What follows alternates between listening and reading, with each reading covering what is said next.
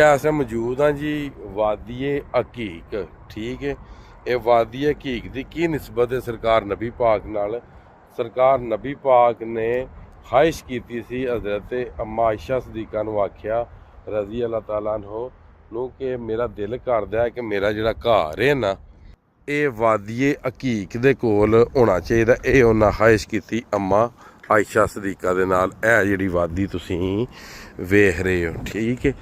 ਤੇ ਫਿਰ ਉਹਨਾਂ ਆਖਿਆ ਵੀ ਗੱਲ ਇਹ ਵੇ ਕਿ ਅਗਰ ਇਸ ਵਾਦੀ ਦੇ ਕੋਲ ਮੈਂ ਆਪਣਾ ਘਰ ਬਣਾ ਲਿਆ ਨਾ ਤੇ ਜਿੰਨੇ ਵੀ ਸਾਹਬਾ ਕਰਾਮ ਨੇ ਜਾਂ ਜਿੰਨੇ ਵੀ ਮੁਸਲਮਾਨ ਨੇ ਨਾ ਉਹਨਾਂ ਇੱਕ ਇਸਲਾਮ ਦਾ ਰੁਕਨ ਸਮਝ ਗਏ ਨਾ ਤੇ ਉਹਨਾਂ ਵੀ ਸਾਰਿਆਂ ਇਹ ਹੀ ਕੰਮ ਕਰਨਾ। ਠੀਕ ਹੈ, ਵਾਦੀਏ ਹਕੀਕ। ਠੀਕ ਹੈ, ਇਹ ਸਊਦੀ ਅਰਬ ਦੇ ਵਿੱਚ ਇਹ ਮੌਜੂਦ ਹੈ ਜੀ। ਇਹ ਤੁਸੀਂ ਵੇਖ ਸਕਦੇ ਹੋ ਸਾਹਮਣੇ।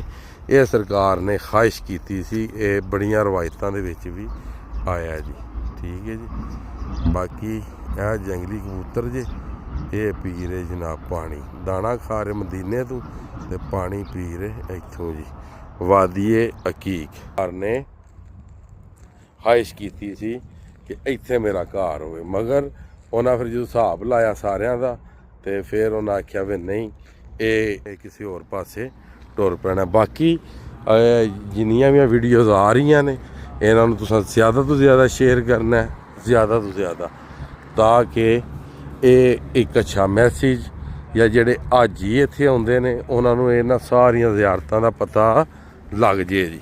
ਆ ਕੋਈ ਵੀ ਬੰਦਾ ਜਿਹੜਾ ਹੋਵੇ ਉਹ ਅਣਜਾਣੇ ਦੇ ਵਿੱਚ ਨਾ ਜੀ ਰਵੇ। ਠੀਕ ਹੈ ਜੀ, ਜੀ ਆ ਅਣਜਾਣੇ ਦੇ ਵਿੱਚ ਕੋਈ ਬੰਦਾ ਵੀ ਨਾ ਰਵੇ। ਬਾਕੀ ਇੱਥੇ ਦਾ ਤੁਹਾਨੂੰ ਸਰੂਟ ਵਿਖਾਈਏ।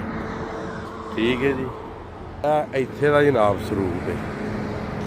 ਠੀਕ ਹੈ, ਸਊਦੀ ਅਰਬ ਦਾ ਇਹ ਸਰੂਟ ਹੈ ਜੀ।